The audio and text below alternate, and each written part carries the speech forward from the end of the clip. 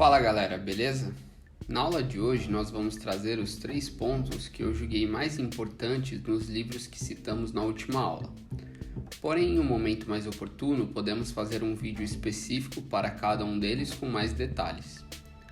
Os links para vocês adquirirem os livros estão aqui embaixo, na descrição do vídeo. Então corre lá e garante a sua unidade. Lembre-se, investir em conhecimento rende sempre os melhores juros. Essa frase é do Benjamin Franklin. Vamos ao primeiro livro, Pai Rico, Pai Pobre, de Robert T. Kiyosaki. Basicamente, o livro é dividido em 2 partes. A primeira é voltada à importância da educação financeira e como ter uma mente empreendedora e rica. E a segunda, onde o autor detalha mais sobre seus investimentos. Porém, ele apresenta casos de investimentos imobiliários que fogem da nossa realidade no Brasil. Apesar de a segunda parte não se aplicar muito à nossa realidade, a primeira parte do livro supera todas as expectativas. Então vamos lá. Primeiro ponto: mentalidades diferentes. Na infância, Robert teve 2 pais, um biológico, ao qual ele chama de pai pobre, e outro que era o pai do seu melhor amigo, o qual ele chama de pai rico. Seu pai biológico tinha ensino superior e vários títulos de especialização, enquanto o pai do seu melhor amigo não havia nem completado o ensino fundamental. Porém, aqui temos uma grande contradição. A condição financeira do pai que estudou e se especializou era muito menor do que a do seu pai de consideração. E qual motivo levou a essa situação? A maneira como cada um pensa. Seu pai pobre tinha uma mentalidade empreendedora, usava o dinheiro a seu favor. Ele entendeu que se sua remuneração estivesse ligada apenas ao seu esforço, ela seria limitada, pois não podemos trabalhar mais que 24 horas por dia. Mas ao empreender, ele poderia comprar o tempo de seus funcionários, assumindo os riscos de empreender e oferecendo garantias trabalhistas às pessoas que aceitavam trabalhar para ele. Além disso, investiu seu dinheiro. Dessa forma, tinha um funcionário trabalhando para ele 24 horas por dia, sem pedir aumento ou reclamar, e gerando outros funcionários, através dos juros ou dividendos recebidos. Segundo ponto, corrida dos ratos. No livro, Robert fala sobre a corrida dos ratos. Durante a infância, quase todos nós somos educados da mesma forma. Devemos completar o ensino básico e médio, iniciar uma faculdade, conseguirmos um emprego em uma grande empresa e assim que fizermos isso, devemos comprar um carro e uma casa, os melhores produtos que tiverem ao nosso alcance, através de longos financiamentos.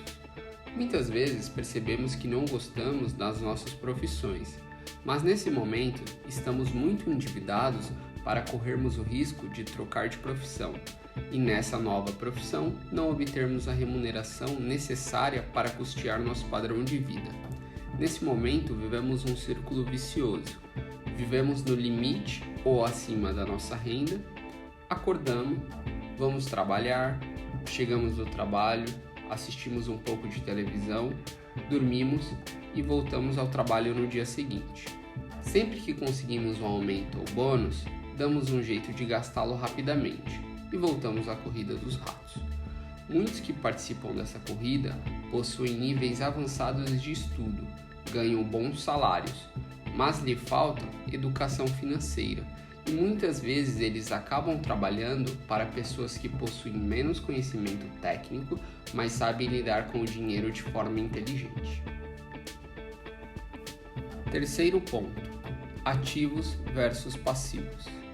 Para se tornar rico, o procedimento é simples: gastar menos do que se ganha e investir essa diferença de forma constante. O tempo e os juros compostos o tornarão rico. Para conseguir fazer essa economia, é muito importante saber diferenciar ativos de passivos. Vamos lá. Ativo: todo bem ou direito que lhe rende juros ou dividendos. Passivo: todo bem ou direito que lhe rende gastos com manutenção. Por exemplo, se você comprar uma casa para morar, terá gastos com manutenção, pintura, problemas hidráulicos ou elétricos, e com impostos, como por exemplo o IPTU. Muitos podem pensar que, ao comprar uma casa, irão adicionar um item na categoria de ativos, mas é justamente o contrário. Esse é um passivo, pois gera gastos com manutenção. Por outro lado, se você comprar uma casa com o objetivo de alugá-la e o valor recebido do inquilino for superior aos seus custos, você obteve lucro, ou seja, foi remunerado por disponibilizar o seu imóvel. Nesse caso, ele pode integrar a categoria de ativos. Pessoas com mentalidade pobre começam pelos passivos, compram casas, carros, motos e etc. Bens que vão gerar apenas despesas. Dessa forma, comprometem a sua renda e não conseguem fazer investimentos. Por outro lado, as pessoas ricas seguem o caminho contrário. Adiam a compra dos bens e investem esse dinheiro. Com a renda recebida dos investimentos, compram os bens que desejam. Bom, através dos pontos citados aqui, podemos concluir que a primeira parte do livro é voltada às questões psicológicas, as quais considero muito importantes para a obtenção da independência financeira. Falamos aqui sobre alguns pontos do livro. É um livro que eu indico para todas as pessoas que estão iniciando no mundo dos investimentos ou querendo melhorar a sua vida financeira. E agora nós vamos ao segundo livro. O segundo livro, Como Organizar Sua Vida Financeira, de Gustavo Cerbasi, trata dos aspectos técnicos necessários na organização das suas finanças, trazendo métodos para você mensurar a sua situação atual, além de indicar caminhos para ajudar na sua evolução. Vamos aos 3 pontos que considerei mais importantes no livro. Primeiro ponto: autoconhecimento. A parte mais importante para a evolução financeira é o autoconhecimento. Nas conversas iniciais, os consultores financeiros costumam fazer muitas perguntas aos clientes, a fim de identificar a sua situação financeira, ou seja, montarem um retrato daquele momento. Com perguntas do tipo: o que vocês fazem com o dinheiro que ganham e quais são os seus planos para os próximos anos, os clientes são convidados a refletir sobre algo que é a essência econômica de seu viver, mas em que nunca haviam sido solicitados a pensar. O autor traz um questionário com o intuito que você descubra o seu ponto de equilíbrio, através de dados como idade prevista para aposentadoria, renda, despesas, rentabilidade líquida e etc. Com os resultados, o autor apresenta alguns conceitos bem legais. Vamos a eles. PMS, Patrimônio Mínimo de Segurança. O PMS é a famosa reserva de emergência. Ele funciona como um estabilizador da família, possibilitando escolhas conscientes e tranquilas em momentos que sejam desesperadores para a maioria das pessoas. A recomendação é que o PMS represente 6 vezes o consumo mensal. Então, o PMS é igual a 6 vezes o gasto médio mensal da família. Exemplo: se os seus gastos mensais representam R$5.000, o PMS deverá ser de R$30.000.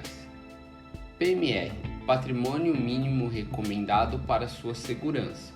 Muitas pessoas evitam usar na carreira por medo de não conseguirem sustentar o padrão de vida da família em caso de erro nas suas escolhas profissionais. Pelo mesmo motivo, outros não conseguem realizar seus sonhos pessoais, como fazer um curso de especialização ou de gastronomia, uma viagem em família ou praticar um esporte apaixonante. Para diminuir o peso em sua consciência diante de atitudes ousadas, o ideal é que você tenha lastro para manter sua vida por vários meses, caso seu patrão ou o mercado não concordem com sua escolha pessoal. A função do PMR é criar esse lastro através de investimentos com liquidez, e não por itens de consumo. O autor recomenda uma reserva equivalente a 12 meses de consumo mensal da sua família, caso você esteja numa situação de emprego estável. É assalariado, com boa formação em sua área e boas condições de realocação em caso de desemprego. Autônomos, assalariados sem vínculo empregatício, pessoas que trabalham como pessoa jurídica e profissionais com reduzida empregabilidade deveriam ter um PMR equivalente a 20 vezes o seu consumo familiar. Exemplos: alta empregabilidade. Se os seus gastos mensais representam R$5.000, o PMS deverá ser de 60.000. Baixa empregabilidade. Se os seus gastos mensais representam R$5.000, o PMS deverá ser de R$100.000.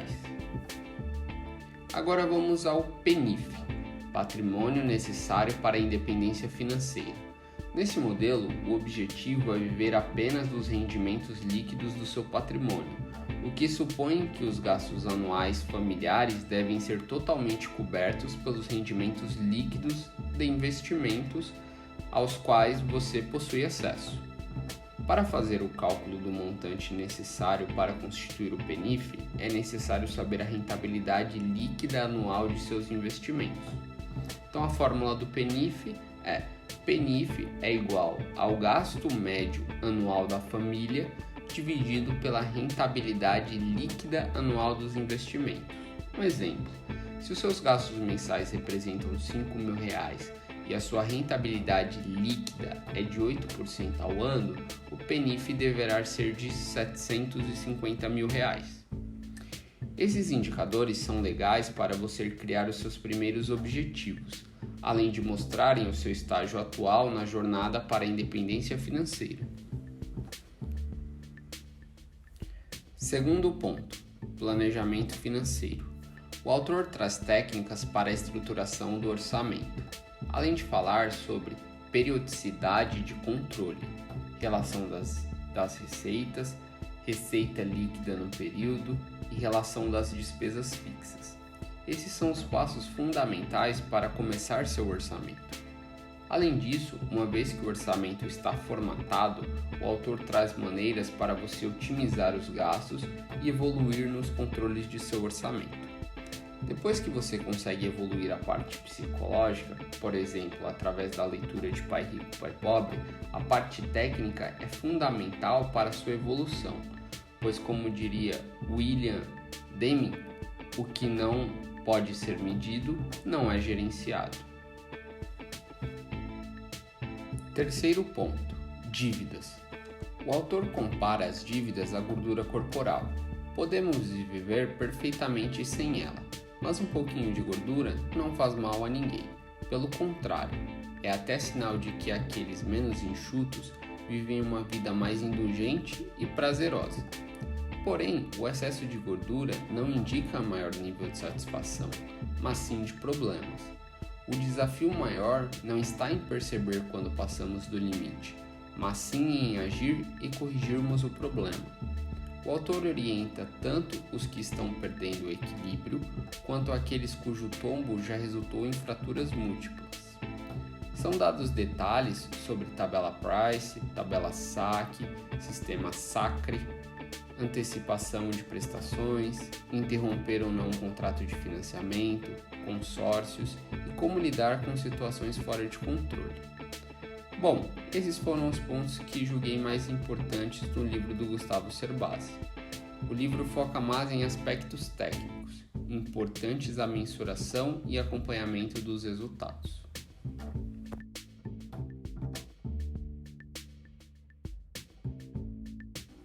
Gostou do vídeo? Então nos ajude. Se inscreva no nosso canal, curta o vídeo e compartilhe com as pessoas que você gosta. Assim cresceremos e poderemos produzir mais conteúdo de qualidade para vocês. Tem alguma dúvida ou sugestão? Utilize a área de comentários. É isso aí. Valeu!